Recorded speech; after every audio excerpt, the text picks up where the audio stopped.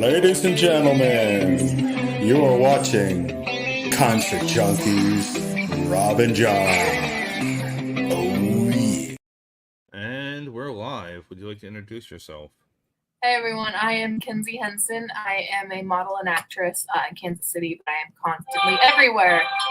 You can see me on a lot of different things. I also work in the music industry, in the medical field. I do a lot. So you're everywhere these days. I am everywhere these quite literally.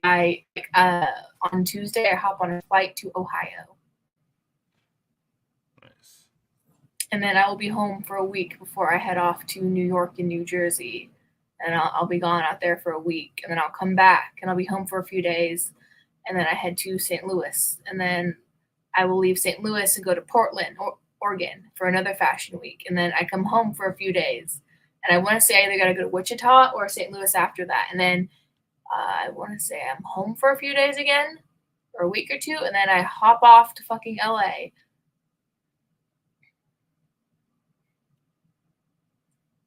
Start you with a hard question. What's up? I'm gonna start you off with a hard question here. Okay.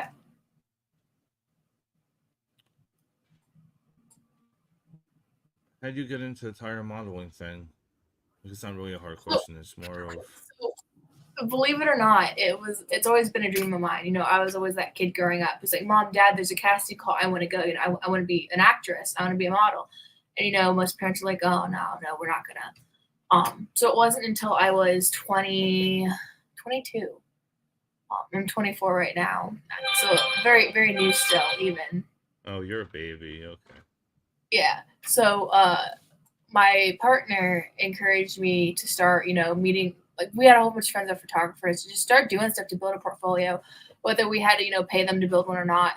And because of that, I ended up meeting like photography groups in our area and started like doing meetups called TFPs, which they mean time for print, trade for print, time for portfolio. There's so many different variations of the word, but it basically is an exchanging of services between the model and the photographer. And so I did a lot of those to learn how to pose and learn just the modeling craft in the field, because I never went to school for any of this. I actually went to school to be in the medical field, actually. But it started from that, and because of that, I met an agency. I no longer with them, but still highly recommend them. But I am signed to, I think, 4 agencies now, 5, 4. There's a number. Anyway, it started because of just doing minor shoots to build a portfolio and then just submitting to places. I was like, I'm either going to be told no, fuck off, I'm going to be told yes, or I'm not going to hear anything. Well, let's just see what happens.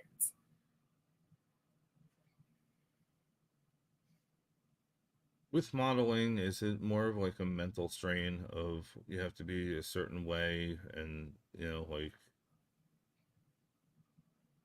I mean, I know it's a tough industry, like this fat shaming and this and In today's day and age, the standards are a lot more lax than what they used to be.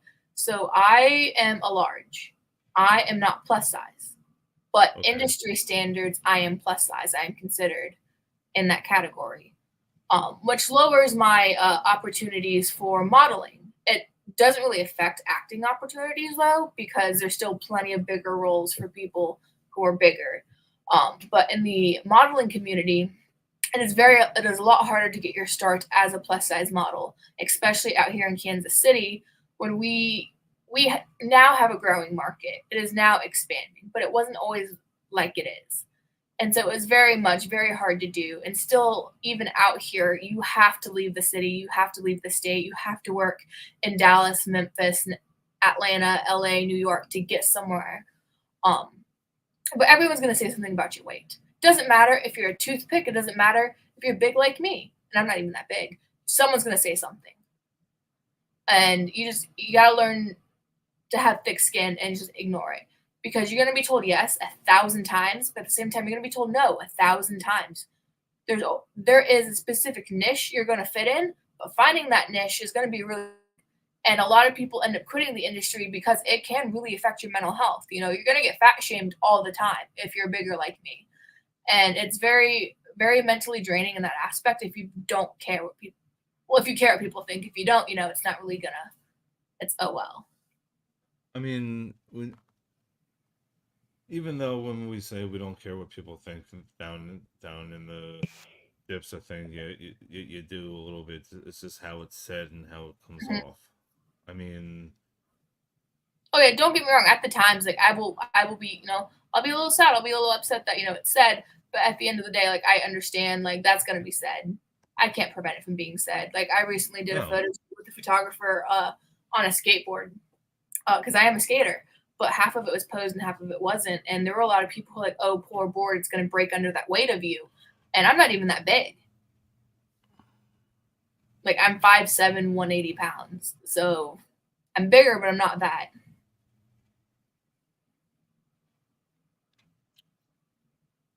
I can't believe somebody said that, but that's It's the industry. Sadly, that is the reality. The higher you go, the higher the demons, the higher bullshit you got to deal with. Yeah. So let's have this is gonna be fun for you. What songs you should not go down the runway to? Oh man, that's a trick question because it really depends on what type of fashion show you're doing. Are they wanting theatrical walks? Are they wanting normal walks? What type of style? What type of clothing are you doing? Is it a big production? Is it a small production? Do you have the rights depending on where you're at, what you're doing? That even plays into it. I have walked the runway to I want to say a lot more like rap and R&B than I have anything else. I mean, I would think that would be standard. Mhm. Like I don't see you coming down the runway to Chris Motionless and or they See, but there was a runway recently in Los Angeles. One of my friends, she's a big model out there, did, and they did play songs like metal songs for the runway because it was alternative modeling. So it really, like I said, it really depends on what you are doing. I work when I do runway. I work with a lot more stereotypical when you think models, you think type runways. Um, so I get the more stereotypical R&B and rap walks and all of that. runway wise, what is your biggest fear? Is it falling or malfunction? Honestly, I'd have to say malfunction. Definitely. Because you always risk that. If I fall, I fall. Like someone's gonna laugh, it's gonna be fine. Any press is good press. But if you get a coochie slip or a nip slip, it's not the best in this day and age. It's not like how it used to be in the like 90s and early 2000s where celebrities would go out and flash their coochie, just get like press and publicity. You can't do that anymore. Even if it's an accident, it can very well dampen your opportunities and your career. So what is like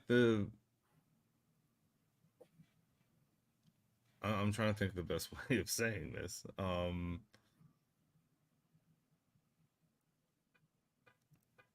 Of course, tape is not comfortable. Like, is there anything that's you feel is comfortable that what do you call it? You can do your job and So I will say a lot of us use girdles and high waisted underwear that's compression. At least for us bigger girls, us plus size models. I can tell you right now, anyone you have seen me on, if it's not a strappy type top or anything see through, I have a girdle on, and I'm not gonna lie about that. You can't even tell. So a lot of that helps. But I'm talking more when you're not wearing something like that. Like I almost had a malfunction at Los Angeles Fashion Week, my first season. And by almost, I mean in some of the photos you can see my nude colored thong I was wearing for the dress. oh. So like that's not bad, but had it raised up any higher, there would have been an issue. So it very much depends on what you're wearing. That there's like there's glue you can use to help keep clothes adhesive to you. There's like lash glue that can double it, like double-sided tape. There's so many different things you can do. But if malfunction is going to happen, it's going to happen. Like you can do all you can to prevent it, but it does occur.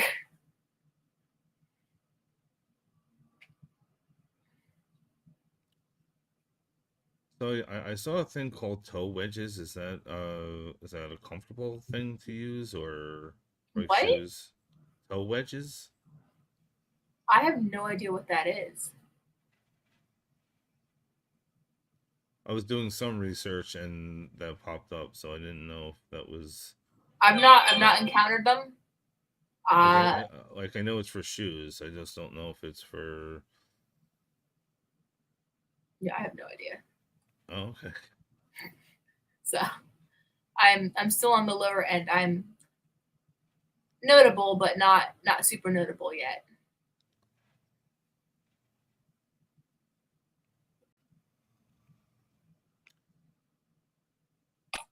So if you could actually pick what you walk down to, I mean, do the catwalk, what song would you play? Oh God, crazy bitch, Buck Cherry, off the bat. Okay.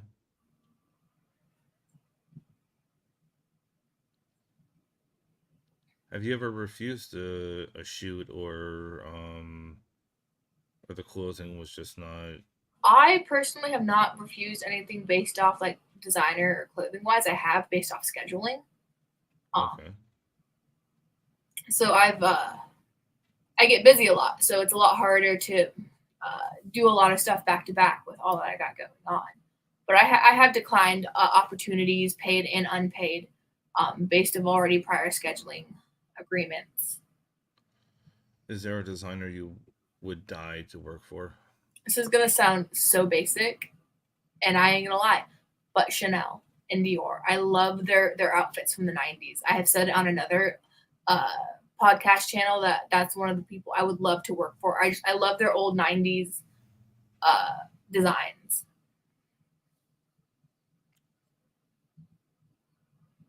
Your opinion in fashion, is there something from, say, you said you like the 90s that should never Mhm. come back?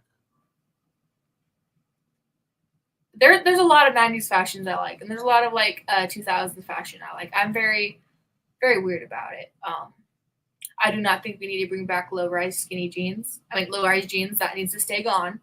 Um, Dresses over jeans that needs to stay gone. But there are some other things like just how they were made, like um, the more alternative fashions, I guess, when it was more popular is what I'm talking about that I liked. Okay.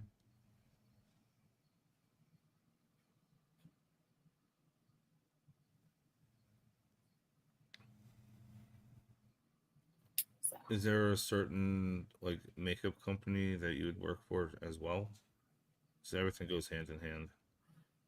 makeup company. There's some brands I would love to work with. I actually work with one of them. I'm one of their like ambassadors, but it's like Chris Cosmetics. There's another one. I forgot the name off the top of my head, but they're always popping up in my thingy, and I love them so much. I can't remember the name off the top of my head, but I would love maybe KVD. Now that it's not owned by Kat Von D. Fenty. So there's Urban Decay. Those would be like stuff. I'd love to work with them.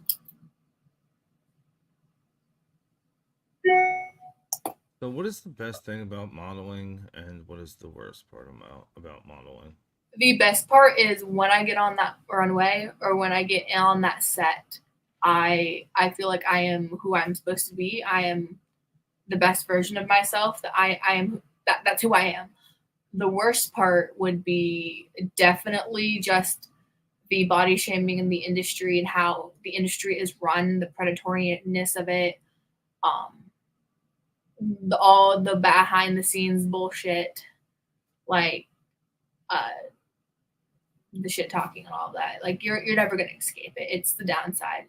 I mean, the music scene's like that as well. Yes, it is. But what's the best advice you would give a male or female or whatever gender they want to be called in the modeling world? My best advice would be if you really want to pursue it, do it. That if you're not getting stuff in your area, sometimes it's not you, it's your market, and you just need to work somewhere else. So everyone, you're never going to be liked by everyone. Someone's going to hate you. Someone's going to say some shit. And you just got to learn to ignore it. Because at the end of the day, it is a very predatory, it is a very cutthroat industry. And if you let what people say about you get to you, you're not going to get anywhere. You're not going to succeed. And that's the sad reality of it. And not a lot of people are good about not letting it get to them.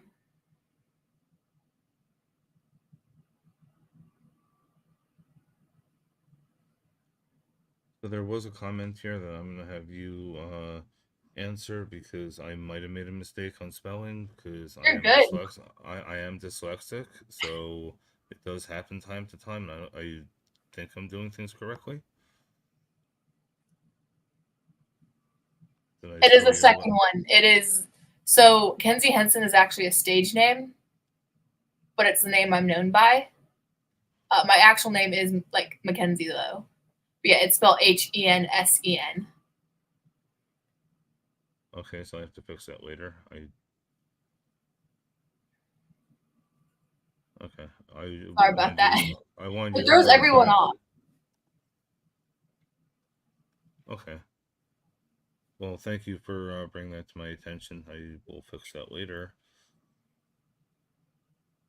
But I can talk about what I do in the music industry because I do Sure. have to leave soon for work. I'm actually working like the music industry, so I do stagehanding with a company called Loud Productions.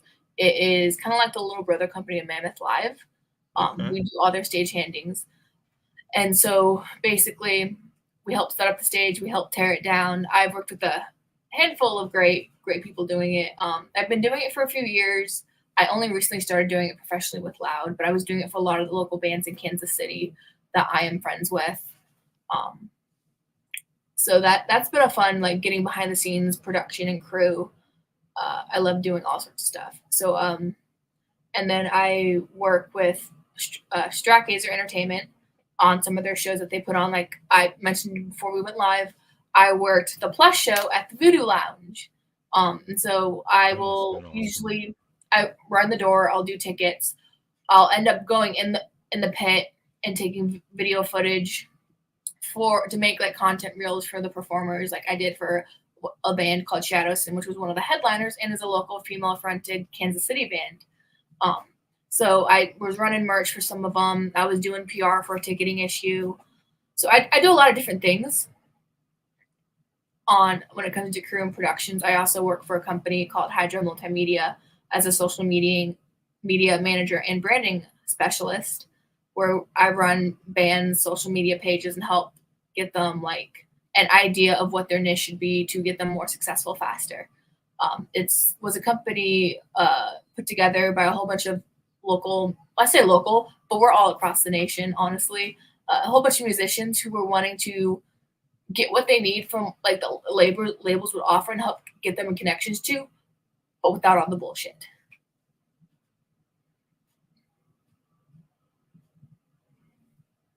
So let's get into where I know you don't have that much time. Where are you going to be for Fashion Week?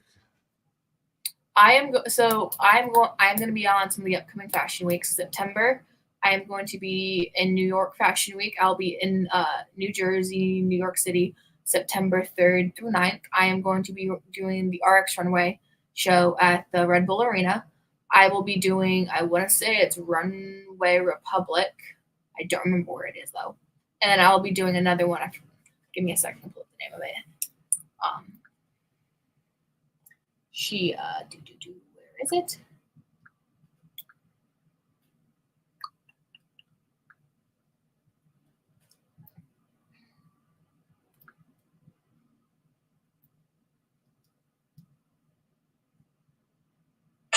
Oh, okay. I will be doing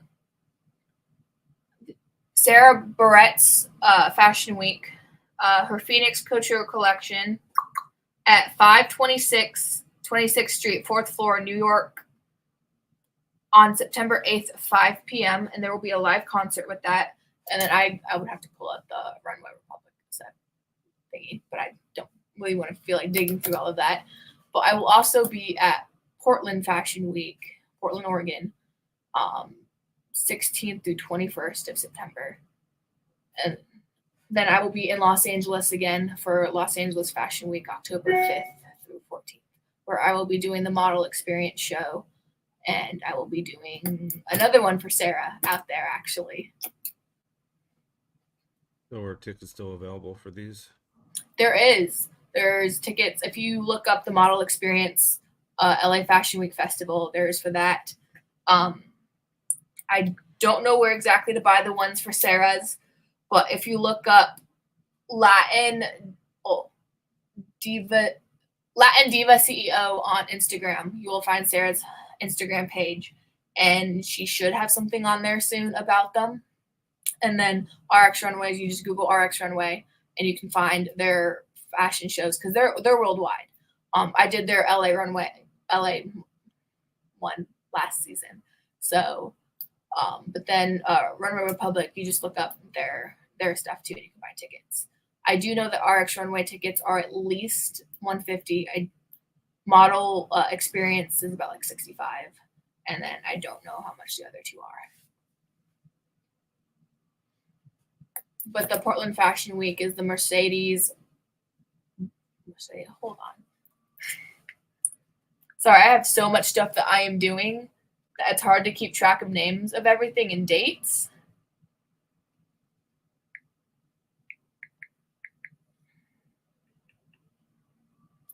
That.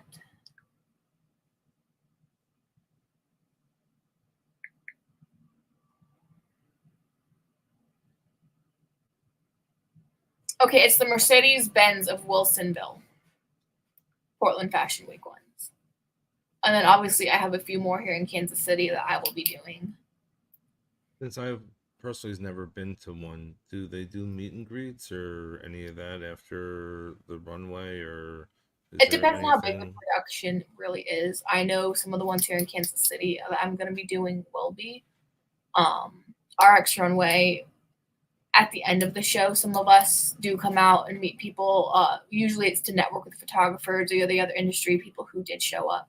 But when it's bigger shows, like the model experience, I have no idea. That's going to be my first time on a massive production for Runway, because I have done the smaller, I've done like the official like Fashion Week rostered shows, but they're the smaller ones. I am now to that point where I'm doing all these bigger things, and I'm entering a whole other level of this industry. So I have no idea. I can tell you after I do it. No, please do. I just don't. I've never been to one, so I didn't know if it's. You know, like I'm in the music part of everything. I don't. I mean, never been able to go to one of these. It seems interesting. If I was. Okay, and a lot of them have live performances during. They'll do a designer, do a live performance, do a designer, do a live performance. This is the pen. Sorry. Oh, okay. So there's a lot of stuff like that. Do you know any of the artists that are going to be at any of these, or? I know for the model experience, there's a lot of big name artists that play at it. That one is probably the biggest one I will be doing this year. I don't know who's all like on the official thing because I've not been paying attention. I'm not gonna lie. But I know that for some of the ones out here in Kansas City, that we have people from the label of 93 and Alive, and then we have just local artists. And so very much will depends on who they get.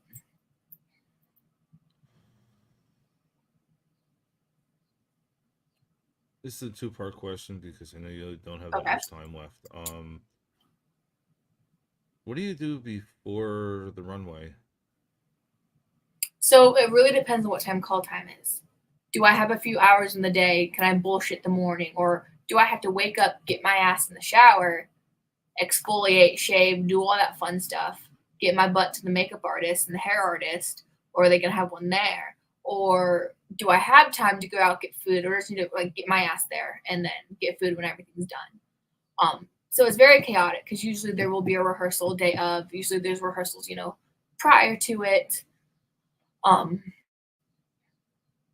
So obviously I like to make sure my model bag, which is my bag that has anything I would need: safety pins, girdles, extra underwear, seamless underwear, bras, tape, anything you would need water, snacks is ready a few days prior. Have you ever forgot anything major? No, not yet, but there's always time for that to happen. I can tell you a funny story about me forgetting to take something out of a suitcase on my way to one of these that almost landed me federal charges. I was on my way to Los Angeles Fashion Week, and I have these brass knuckles I carry on me when I'm home in Kansas City because I don't trust people. And I had them in a trench coat from a photo shoot because I had to go somewhere like in the dark, and I thought I took them out of the pocket of the trench coat. So when I packed it in my suitcase to go to Los Angeles, I never took them out because I didn't know they were in there. And as I go through TSA, I ended up getting pinged for the brass knuckles. And I nearly had a heart attack thinking I was going to get charged because I had a Class D felony weapon on me.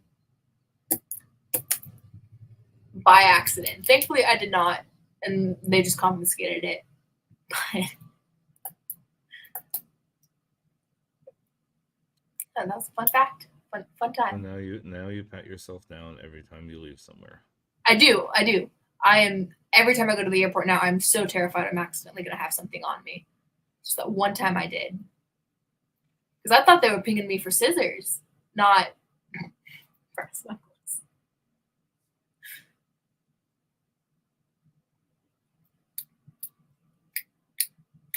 Yeah, I'm sorry. I laugh every time I think about it. No, I mean, I'd be like, holy shit, like, done. Mm-hmm.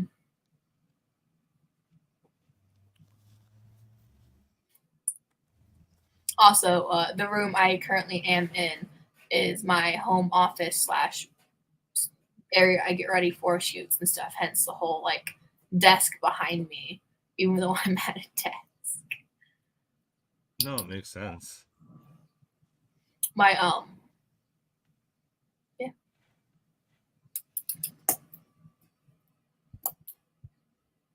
But thank you so much for having me on the podcast. My pleasure. I wish you had a little longer time, but you're a very busy person. Yes, I did not realize Mayetta was almost 2 hours away from me. I thought it was like an hour, which is out like past Topeka. Because I gotta go break down the Jeff Dunham stuff at Prairie Band. Really? Yes. So I've done a few big. So I've broken down a few big productions and stuff and set them up. So before I let you go and let you destroy shit and put things back together, do you have anything you would like to say to your fans, or where they can be followed, or? You can follow me. I go by Kenzie HENSEN on Facebook. It's Kenzie HENSEN 385 on Instagram. And it might be Kenzie Peterson 385 on TikTok. I think that one's an old one. Don't know. But just look up Kenzie HENSEN. It'll be the chick with the big old neck tattoo. Because that's how people recognize me, is the neck tattoo. On all the photos. So, but I really appreciate being on here. And thank you to all the listeners. I know I'm a little weird, but you gotta love it.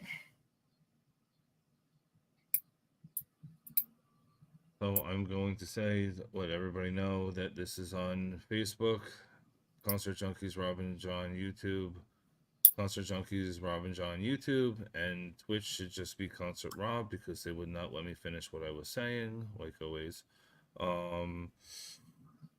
I will be seeing you guys hopefully in a couple days or so, but if not, just stay tuned. More things coming this way. And new merch is going to be dropping soon. Keep your eyes out. Have a great night.